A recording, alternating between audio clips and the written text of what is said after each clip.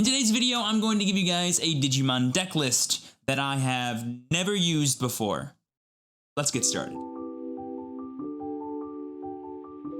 Welcome back, everyone. My name is Steven Rodriguez. I'm your true champion, and that is right. Today I'm going to give you guys my purple MaloMyotismon deck list that I have never played a single game with, and tomorrow I'm going to take this exact deck list and use it in the Project TCG Digimon Locals for the first time ever. I think this will be really cool because normally when I do deck lists, I give you guys lists that I've used myself in tournaments or lists that I've practiced time and time again to figure out new strategies. So that way when you guys get the information, you can have the confidence and reliability that, oh hey, this can work. All I gotta do is use it myself. But I feel like when I make videos like that, it's kind of hindering in my ability to actually give you guys constant content of all the different decks that exist. And I also think it's not very representative of what it's actually like to be a TCG player, because sometimes you don't have the luxury of time to just play test all the strategies you want to be super competent in them moving forward. You have to make a call and stick with it and hope your overall knowledge and skill in the game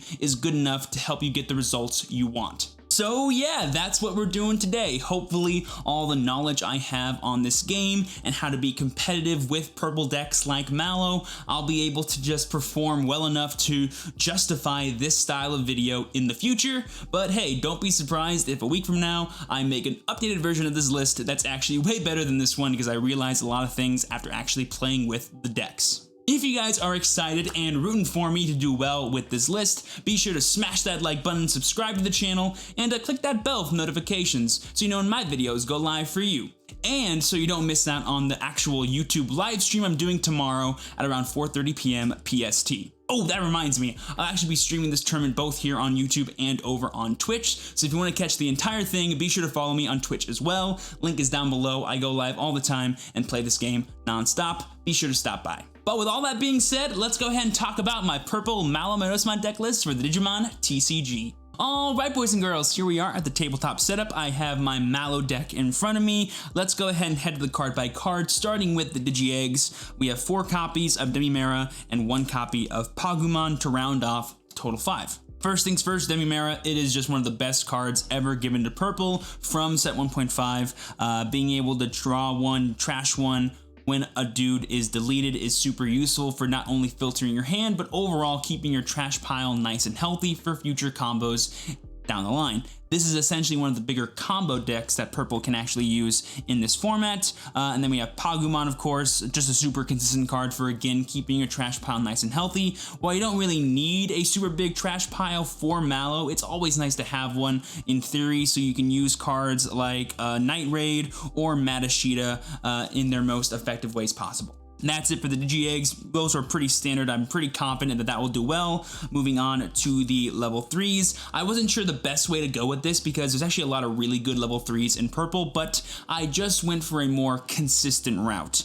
We have 4 copies of Gabu, 4 copies of Tsukaimon. This is really good because we're playing Malo. And then we have 3 copies of Demideva and 2 copies of Taper to round off our total 13. Normally, I'd like to play like 14 or 15 rookies in a purple deck, but this is less about, you know, just constantly flooding the board and getting value off of these rookies or filling our trash with Immons or making Immons into Beelzemons. It's about just keeping the deck flowing nice and giving us really good value off of our dudes dying, and that's where Gabu and Tsukaimon come in super clutch. Gabu being able to filter your hand and actually plus you cards, and then Tsukaimon being able to choke your opponent with memory or just being able to kind of make your plays even more valuable, turning your Devimons into 1-drop removal spells, or when you go for a big Malo, having them cost 1 memory to play versus 3 can really be useful for hindering your opponent's plays, and that's why I really like this lineup, at least in theory. Rounding up, we have 3 copies of Demideva and 2 copies of Taper. I feel like you could interchange either of these, but I'm gonna favor the Demidevis for now because in my brain, our Malos will almost always be answered the first time they come out. And if we have like one of these dudes chilling down here or chilling in the battle area when that happens, it'll be a lot easier for us to build our board back in response. So I feel like having a good steadier flow of cheap dudes to play is better than having just that extra draw in the early game because we're not really that aggressive of a purple deck. In fact, I don't even think Tamermon's actually going to be needed, and a card like Gazi or Imp could actually be better, but for now I'm going to try this out and just see how it goes. But that is it for the level 3s. Moving on to our level 4s, this is much more standard in my opinion. We have 4 copies of Vilemon, 4 copies of Mara, and 4 copies of Devi. There was another Malo deck list posted by Team Limit Break that I did take a ton of inspiration from when it comes to kind of like figuring out what this list looks like, but one thing they did that I completely disagree with is they weren't playing Devi. They were instead playing Digimon. He's essentially a level 4 version of Tsukaimon to get even more memory value out of your Malos, but I swear guys, like in my brain, if you're playing purple and not playing Devi and your opponent figures that out, you are going to be so taken advantage of. So in my opinion, Devi is always going to be included in purple decks. Maybe not at a 4 of, I could totally cut this down if I really wanted to, but I think just having this is going to be super useful for us and give us the excuse to be a bit more aggressive in the early game if we need to, or just be able to deal with threats that our opponent has on board that are rested. And of course, we have the 4 copies of Vile and the 4 copies of Mara because that's just pretty standard in any kind of deck like this, where we're not the most traditional form of deck out there. We still want to be able to build to ultimate pretty efficiently, and that's where Maramon comes in. And of course, we want to be able to survive in the early game and late game against any kind of strategy, and having blockers is really good for doing that. Also, there's a card in here that combos super nicely with Vilemon that I will talk about later. Moving away from the level 4s onto the level 5s, we have 3 copies of Arukenimon, 3 copies of MaloMyotismon, and 1 copy of Chimeramon. Now, the level 5s are probably the most important part of this deck because they actually are the Malo combo pieces. If you've never seen it before, both Mummy and Arukeni have the effect when they attack, you can pay 3 memory and play a MaloMyotismon from either your hand or your trash without paying his memory cost, and then this Digimon gets deleted. So their attacks actually never finish because their when attacking effects will resolve before that, and so they actually instantly hit the trash. But because they hit the trash after Malo comes in, all of Malo's effects to gain memory when dudes die will activate, so it only really costs 2. And if you have like the God tier combo of like Tsukaimon plus Demi-Mara, you can actually pay 2 memory, play this guy from your hand, and actually draw 1, discard 1 from your hand after that. And if you're lucky enough to still have a turn afterwards, you can play more removal spells or do even more during your turn, which is super nice. And the reason why I've gone for an even split of Mummy and Arukeni is I believe it's the most consistent way to do it. I think there might be an argument for running like more copies of Arukeni versus more copies of Mummy because it's easier to draw Malo than it is for you to mill him because you can't guarantee mill him all the time. But I feel like this split is good enough because by the time you see either of them, you're probably able to either have this in your hand or in the drop zone. So don't worry too much about that. If you want to like run more in the future, go ahead, I guess. But for now, I'm going to try this and I'll see how it works tomorrow. And then 1 copy of Chimeramon to round up the level 5s. He's actually super useful with Malo because Malo can make him a 5 cost instead of 7 cost because you kill one of your guys, kill one of theirs, and gain a memory for each one, which is super cool. I kind of want to play more of him because I feel like he is just that good, but again, this deck is not as aggressive, so you don't really need to see him early in my brain, but who knows, I might change that in the future.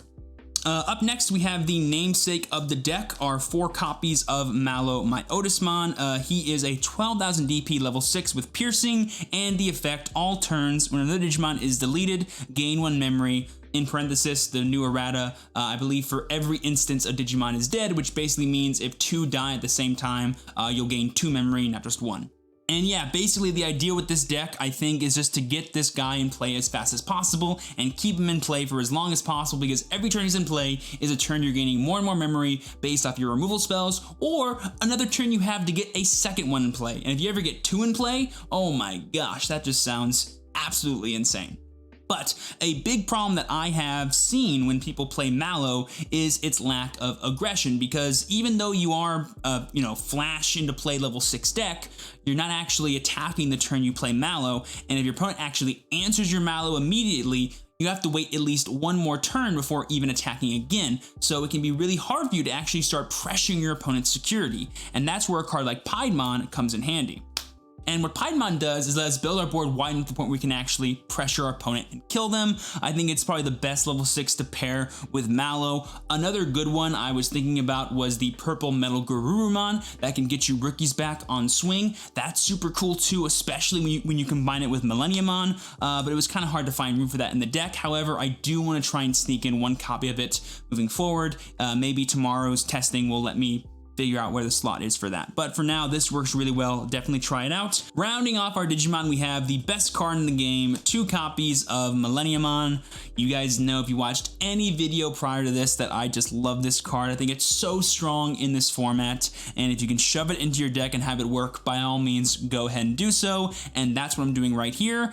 Cool thing about this is that you can actually play it super early, especially if you have like your Matashita in play, plus like your Tsukaimon and Ultimate already established. You can like flash into play Malo and then instantly evolve into this when otherwise you wouldn't have been able to, which is super cool. Also, MaloMyotismon helps us deal with a little card called Craniumon, which would actually dumpster this deck. So in theory, this card is actually needed for the deck, and hopefully I fight against the Craniumon tomorrow so I can prove just how broken MaloMyotismon really is. Moving on to our Tamers, we're playing 3 copies of Matashita. This card is super important to actually establish as early as you can, because the second he comes into play and you have an ultimate already established, you can become Malo and still have a turn, which is pretty cool, because now if you have a Malo plus like some other rookie or champion in play and your opponent responds to your first one, it's super easy just to go, hey, evolve into Mummymon, bring back that Malo that just died, and say, hey, do you have another removal spell? And just keep the cycle going and keep the pressure up, because the second this guy lives even one turn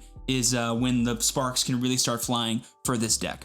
Also, being able to recycle our option cards or certain Digimon cards is pretty broken, so Matt is super important for this deck. And rounding off our purple Malo deck, we have, of course, our option cards, 3 copies of Trump Sword, 2 copies of Night Raid, 1 copy of Heat Viper, and 1 copy of Dark Despair. I will talk about this in just a second. But first, we have the 3 copies of Trump and 2 copies of Night Raid. These are just the best option cards in purple. This is our Gaia Force that can kill active mode things, but if we have Malo in play, it costs 6 and not 7. Super cool. We have 2 copies of Night Raid. This can let us reuse our rookies to again supplement our Malo boards with more and more dudes, and can let us reuse awesome cards like Gabu and Tsukaimon whenever we want.